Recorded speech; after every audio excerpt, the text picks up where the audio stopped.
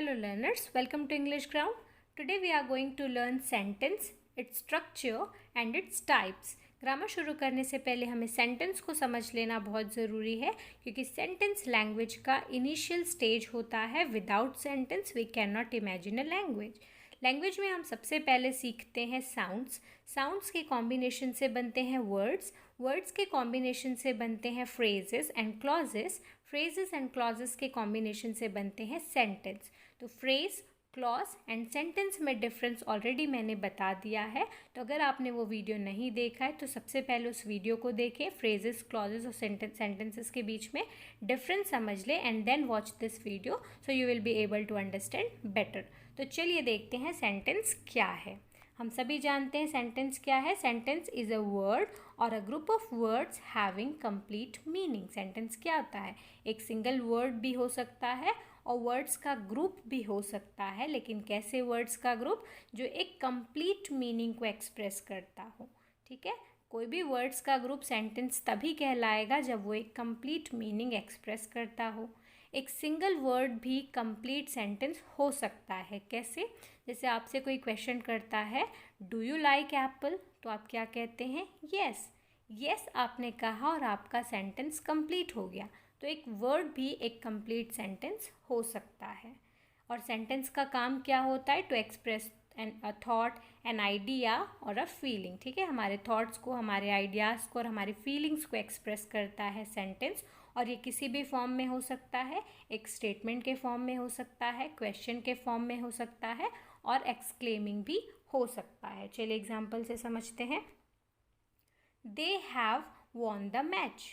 वे match जीत चुके हैं. ठीक है, ये सिंपल एक स्टेटमेंट है कि वे मैच जीत चुके हैं. दूसरा सेंटेंस क्या कहता है? Have they won the match. क्या वे मैच जीत चुके हैं? तो यहाँ पे प्रश्न पूछा जा रहा है, तो ये इंट्रोगेटिव सेंटेंस है. ठीक है, इंट्रोगेटिव सेंटेंस क्या होता है? जिसमें प्रश्न पूछा जाता है. थर्ड सेंटेंस क्या कहता है? Great, they have won the match. अरे वाह, बहुत अच्छे, वो मैच जीत चुके हैं. तो यहाँ पे सडन हमारा एक्सप्रेशन चेंज हो रहा है ये न्यूज़ सुन के कि वो मैच जीत चुके हैं. ऐसे ही सेंटेंस क्या कहलाते हैं? एक्सक्लेमिंग सेंटेंस, जहाँ पे हम सडन अपना एक्सप्रेशन चेंज करते हैं. सडनली दुखी हो जाते हैं, सडनली खुश हो जाते हैं. तो इस तरह के सेंटेंसेस क्या होते हैं? एक्सक्लेमिंग सेंटेंस, जो एक्सक्लेमेशन मार्क से एंड होते हैं. तो इन सेंटेंस को देख के हम क्या देख सकते हैं कि एक सेंटेंस की क्या क्या कैरेक्टरिस्टिक्स होती हैं. पहली कैरेक्टरिस्टिक क्या है? A sentence requires at least a subject and a predicate. ठीक है, एक सेंटेंस में क्या होगा? एक सब्जेक्ट होगा और एक प्रेडिकेट होगा. देखिए, सब्जेक्ट क्या होता है? जिसके बारे में बात हो रही हो. और प्रेडिकेट क्या होता है? जो बात हो रही हो. जैसे फर्स्ट सेंटेंस क्या कहता है? They have won the match. वे मैच जीत चुके हैं. तो बात किसके बारे में हो रही? दे, उनके बारे में. तो यहाँ पे दे सब्जेक्ट है और क्या बात हो रही है? Have won the match, match जीत चुके हैं. तो ये है प्रेडिकेट. सब्जेक्ट के बाद के जो भी वर्ड्स का कॉम्बिनेशन होता है वो सभी क्या कहलाते हैं? प्रेडिकेट. एक प्रेडिकेट में हेल्पिंग वर्ब, वर्ब और ऑब्जेक्ट सभी चीज़ें इंक्लूड होती हैं. ठीक है. Sometimes the subject of a sentence can be hidden. कभी कभी क्या होता है कि सेंटेंस का जो सब्जेक्ट होता है वो हिडन होता है. ये एग्जाम्पल देखिए. क्लोज द डोर, दरवाज़ा बंद कर दो. अब दरवाज़ा बंद कर दो मतलब हम किसी सेकंड पर्सन को कह रहे हैं कि कोई पर्सन आपके सामने खड़ा है और आप उसको कह रहे हैं दरवाज़ा बंद कर दो. मतलब यहाँ पे सब्जेक्ट छुपा हुआ है यू. यू क्या होता है? सेकंड पर्सन होता है. सेकंड पर्सन को आप कह रहे हैं कि तुम दरवाज़ा बंद कर दो. पर जनरली हम तुम वर्ड यूज़ नहीं करते, हम डायरेक्ट कहते हैं दरवाज़ा बंद कर दो. तो यहाँ पे यू छुपा हुआ है. यू जो सब्जेक्ट है इट इज़ हिडन. ठीक है, पर वर्ब हमेशा विजिबल होता है. Verb must be visible and present. तो वर्ब हमेशा सेंटेंस में विजिबल होता है. सब्जेक्ट कभी कभी इनविजिबल भी हो सकता है. दूसरी कैरेक्टरिस्टिक क्या है? In written form a sentence begin with a capital letter. ठीक है, जब भी हम कोई सेंटेंस लिखते हैं वो हमेशा एक कैपिटल लेटर से स्टार्ट होना चाहिए and ends with a full stop, with a question mark और विद एन एक्सक्लेमेशन मार्क. ठीक है, और एंड कैसे होगा? एक फुल स्टॉप. अगर स्टेटमेंट है तो फुल स्टॉप से एंड होगा. क्वेश्चन पूछा जा रहा है तो क्वेश्चन मार्क से एंड होगा, और अगर हम एक्सक्लेम कर रहे हैं तो एक्सक्लेमेशन मार्क से एंड होगा। जैसे इस सेंटेंस में हमने इन तीनों सेंटेंस में देखा, फर्स्ट जो था वो स्टेटमेंट था, फुल स्टॉप से एंड हुआ। सेकंड क्वेश्चन पूछा जा रहा था तो क्वेश्चन मार्क से एंड हुआ। थर्ड सेंटेंस एक्सक्लेमेटरी सेंटेंस था तो वहाँ पे एक्सक्लेमेशन मार्क है। थर्ड कैरेक्टरिस्टिक क्या होती है? It must express a complete thought not fragmented. ठीक है, एक सेंटेंस का काम क्या होता है? एक कंप्लीट थॉट को एक्सप्रेस करना, फ्रेगमेंटेड नहीं होना चाहिए। अगर वो फ्रेगमेंटेड है तो वो क्या होगा? फ्रेज होगा। फ्रेज क्या होते हैं? फ्रेगमेंटेड होते हैं, इसमें फुल स्टॉप नहीं होता है। कंप्लीट सेंस तो होता है फ्रेज में, लेकिन उसकी मीनिंग कंप्लीट नहीं होती बिना सेंटेंस के। Now types of sentence. Sentence दो तरह से हम डिवाइड कर सकते हैं, दो टाइप्स के होते हैं, according to function and according to structure. Function के अकॉर्डिंग भी सेंटेंस 4 टाइप्स के होते हैं और स्ट्रक्चर के अकॉर्डिंग भी 4 टाइप्स के होते हैं। तो देखते हैं फंक्शन के अकॉर्डिंग क्या क्या है। फर्स्ट है असर्टिव और डिक्लेरेटिव सेंटेंस, सेकंड है इंट्रोगेटिव सेंटेंस, थर्ड है इम्पेरेटिव सेंटेंस एंड फोर्थ है एक्सक्लेमेटरी सेंटेंस, जो ऑलरेडी हमने एग्जाम्पल में देखा था। ठीक है, declarative, interrogative, imperative and exclamatory. According to structure, structure के अकॉर्डिंग, ठीक है, वर्ड्स के अरेंजमेंट के अकॉर्डिंग सेंटेंस 4 टाइप के होते हैं। Simple sentence, complex sentence, compound sentence and compound complex compound या कंपाउंड कॉम्प्लेक्स सेंटेंस। तो आज हम देखेंगे according to function, next video में हम देखेंगे अकॉर्डिंग टू स्ट्रक्चर। तो चलिए देखते हैं हम अकॉर्डिंग टू फंक्शन सेंटेंस कितने टाइप के होते हैं। पहला है असर्टिव और डिक्लेरेटिव सेंटेंस। नाम से ही सजेस्ट हो रहा है डिक्लेरेटिव सेंटेंस, जब हम कोई बात डिक्लेयर करते हैं जो कि एक स्टेटमेंट के फॉर्म में होती है। ठीक है, असर्टिव सेंटेंस किस फॉर्म में होते हैं? एक स्टेटमेंट के फॉर्म में होते हैं। और again it is in 2 types, ये भी 2 तरह के होते हैं, affirmative sentence and negative sentence. Affirmative sentence सकारात्मक, जिसमें नॉट नहीं होता है, नेगेटिव सेंटेंस जिसमें नॉट होगा। तो अफर्मेटिव सेंटेंस का स्ट्रक्चर क्या होता है? एक सब्जेक्ट होगा, हेल्पिंग वर्ब हो भी सकता है, नहीं भी हो सकता, वर्ब का कोई भी फॉर्म हो सकता है अकॉर्डिंग टू टेंस, टेंस के अकॉर्डिंग वर्ब का और हेल्पिंग वर्ब का कोई भी फॉर्म हो सकता है, एंड ऑब्जेक्ट। ये इसका स्ट्रक्चर है, इसी स्ट्रक्चर में ही वर्ड्स अरेंज करने होते हैं। नेगेटिव सेंटेंस में नेगेटिव सेंटेंस का स्ट्रक्चर क्या होता है? सबसे पहले होगा सब्जेक्ट, हेल्पिंग वर्ब होगा ही।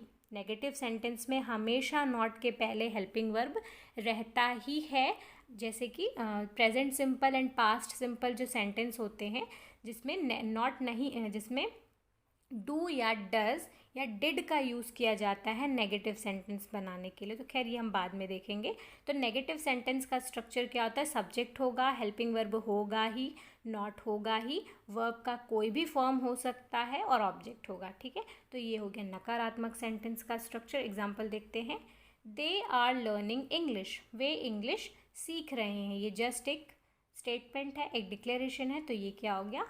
ये एक अफर्मेटिव सेंटेंस है क्योंकि यहाँ पे नॉट नहीं लगा हुआ है और साथ ही साथ एक असर्टिव सेंटेंस है। सेकेंड एग्जाम्पल क्या कहता है? They have not any idea how to learn English, उनके पास कोई आइडिया नहीं है कि वो इंग्लिश कैसे सीखें। तो यहाँ पे नॉट लगा हुआ है, मतलब ये नेगेटिव सेंटेंस है और एक स्टेटमेंट भी है। I will not go to college, मैं कॉलेज नहीं जाऊँगा। यहाँ पे बात डिक्लेयर हो रही है, तो डिक्लेरेटिव तो है ही, साथ ही साथ नॉट लगा हुआ है, तो ये नेगेटिव है। ठीक है, तो ये हो गए टाइप्स ऑफ ये क्या है? Assertive and declarative sentence. ठीक है, assertive sentence and declarative sentence में हम सिंपली क्या करते हैं? कोई बात डिक्लेयर कर रहे होते हैं जो कि किसी स्टेटमेंट के फॉर्म में होती है, और नेगेटिव भी हो सकती है, पॉजिटिव भी हो सकती है। Positive means affirmative and negative sentence. ठीक है, नकारात्मक। सेकेंड टाइप है इंट्रोगेटिव सेंटेंस। इंट्रोगेटिव सेंटेंस प्रश्नवाचक वाक्य। तो प्रश्नवाचक वाक्य क्या होंगे? जिसमें हम क्वेश्चन पूछेंगे and it always ends with a question mark, जो हमेशा एक क्वेश्चन मार्क से एंड होता है। तो क्वेश्चन हम 2 तरह से पूछ सकते हैं।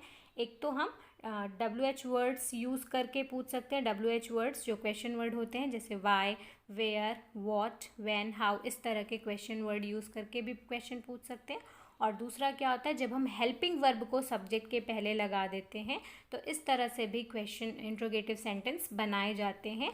हेल्पिंग वर्ब को सब्जेक्ट के पहले पुट करके। तो जब हम हेल्पिंग वर्ब को सब्जेक्ट के पहले पुट करते हैं तो इस तरह के सेंटेंसेस में हमेशा, इस तरह के क्वेश्चन में हमेशा आंसर येस और नो में होता है। For example, do you like Apple, तो इसका आंसर आप क्या दोगे, या तो येस कहोगे या तो नो कहोगे। ठीक है, तो जब हम हेल्पिंग वर्ब सामने करके सेंटेंस पूछते हैं उसका आंसर हमेशा येस और नो में होता है। WH वर्ड्स के साथ जब हम कोई क्वेश्चन करते हैं तो उसका एक प्रॉपर आंसर होता है। For example, what is your name, तो आप एक कंप्लीट आंसर दोगे, my name is this. Where are you going, आप कहाँ जा रहे हैं, तो उसका आप एक प्रॉपर आंसर देंगे कि I am going to market, मैं मार्केट जा रहा हूँ। तो एक प्रॉपर आंसर दिया जाता है जब क्वेश्चन पूछा जाता है WH वर्ड्स के साथ। और जब हम हेल्पिंग वर्ब्स के साथ क्वेश्चन पूछते हैं तो सिंपल येस और नो में आंसर दिया जाता है। तो स्ट्रक्चर क्या होता है, अगर WH वर्ड यूज़ कर रहे हैं तो सबसे पहले हम लिखेंगे WH वर्ड जो भी यूज़ करना है, फिर हेल्पिंग वर्ब लगाते हैं, फिर सब्जेक्ट होता है, वर्ब का कोई भी फॉर्म हो सकता है टेंस के अकॉर्डिंग, और फिर ऑब्जेक्ट।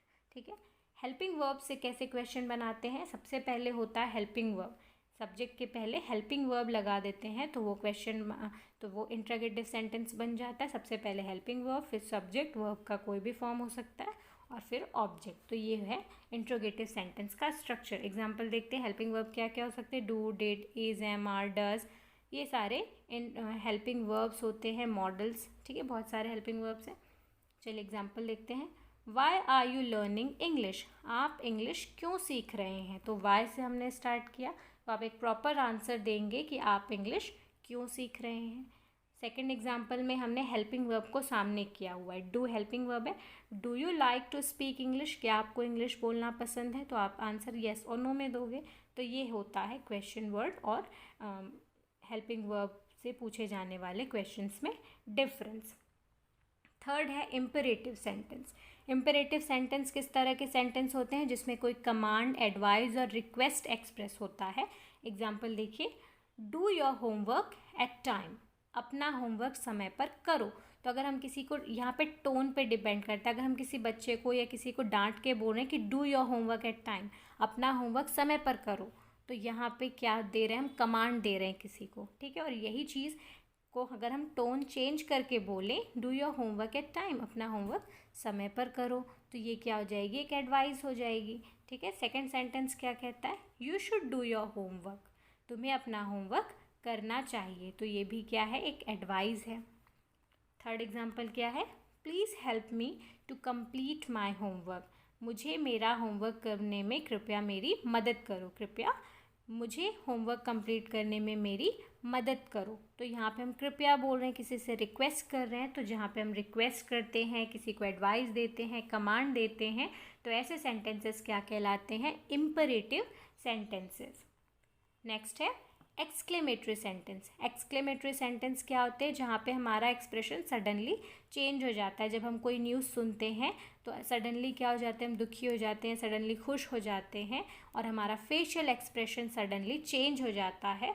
तो ऐसे सेंटेंस, ऐसे समय में जब हम अपने फीलिंग्स को एक्सप्रेस करते हैं तो वो क्या कहलाते हैं, एक्सक्लेमेटरी सेंटेंस कहलाते हैं। और एक्सक्लेमेटरी सेंटेंसेस में हम मोस्टली क्या यूज़ करते हैं, वाओ, हुर्रा, अलास, ओ, तो ये सारे एक्सक्लेमेटरी सेंटेंस में हम यूज़ करते हैं ऐसे वर्ड्स। एग्जाम्पल देखिए, व्हाट अ हॉरिबल नाइट, कितनी डरावनी रात है। तो यहाँ पे हमारा एक्सप्रेशन, हमारा फेशियल एक्सप्रेशन चेंज हो रहा है, हमारी आईज़ जो हैं वो बड़ी हो जाती हैं, एक्सपैंड हो जाती हैं, हमारे जो आईब्रोज हैं वो ऊपर चढ़ जाते हैं। तो इस तरह का फेशियल एक्सप्रेशन हमारे फेस पे दिखाई देता है।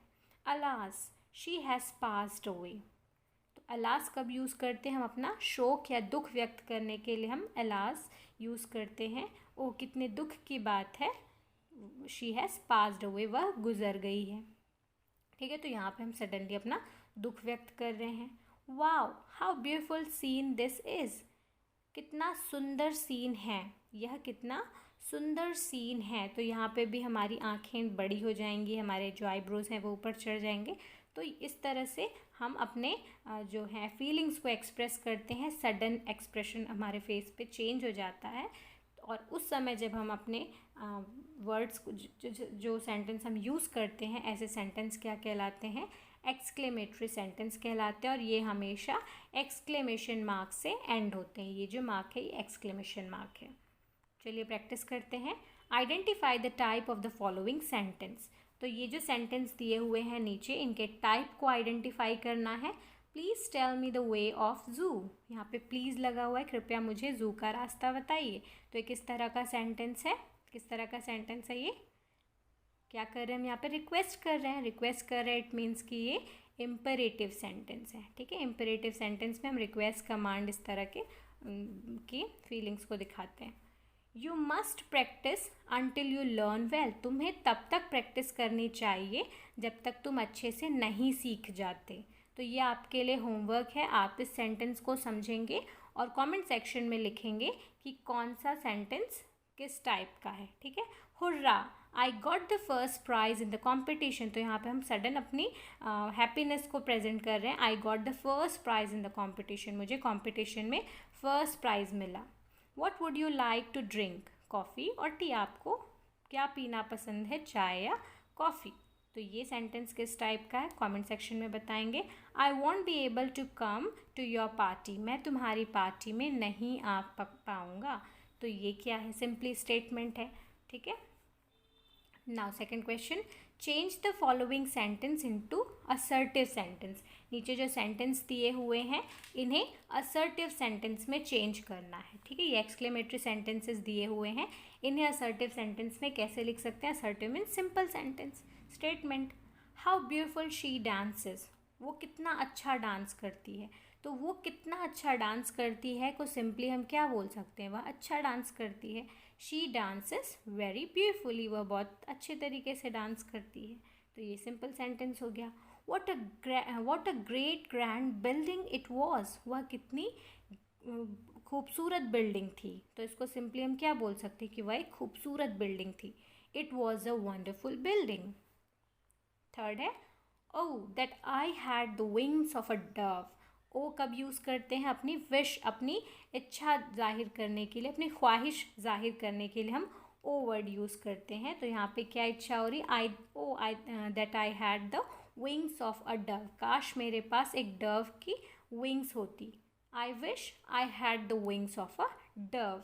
काश मेरे पास एक डव की विंग्स होती।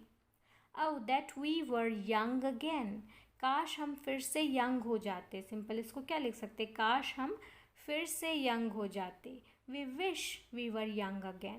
ठीक है। ओ दैट यहाँ पे जब हम बोल रहे हैं तो ये एक्सक्लेमेटरी सेंटेंस है। इसको जब हम सिंपल सेंटेंस में लिखेंगे तो कैसे लिखेंगे? We wish we were young again। इसी तरह के क्वेश्चंस एग्ज़ाम्स में पूछे जाते हैं। आई होप आपको आज का सेशन समझ में आ गया होगा। नेक्स्ट वीडियो में हम देखेंगे simple, complex and compound sentence. Till then keep learning, keep practising and keep smiling. मिलते हैं नेक्स्ट वीडियो में। Goodbye, thank you.